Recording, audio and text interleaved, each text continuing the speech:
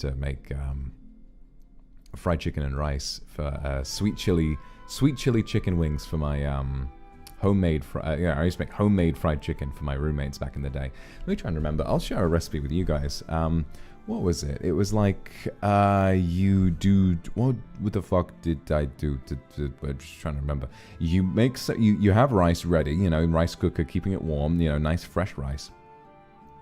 And then obviously you go through the motions with egg and flour. I think you use both corn flour and white flour or some other kind of flour, and then you sort of add the batter, or not batter. You know, you add the crust to it, and then you sort of go for the deep frying. It's always a bit of a hassle, but after that, I would make it with this sweet chili sauce, where I combine sweet chili sauce, ketchup, fucking, what else was it? Soy sauce. So I added a lot of like minced garlic, everything like that, and sort of like coated it coated all the chicken in this really nice sauce once it had been deep fried.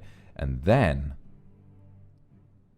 I would add just a few diced, or chopped rather, just some sliced spring onions, some negi, and oh boy, and served on a bed of rice. And that was always one of my favorite things to make for my roommates. And they would always be like, every day, it was always really heartwarming, where every day, if I was feeling super energetic after a stream and I wanted to cook something nice, I would go downstairs and I'd be like, hey guys, and they'd be like, hey, maybe they've been having a tough day with studies or that kind of stuff, or they're just not really having all that nice of a time.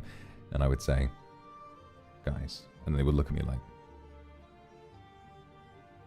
because it's that would be like the takeout face. If we're gonna get takeaway, it would always be like, now listen, pause, and the other people would go. But sometimes I would say, I feel like cooking tonight. Do you guys fancy some fried chicken? And they would be like, oh, thank you. I would just like kneel down, worship me. And I'd be like, ah, yes, this is why I do this.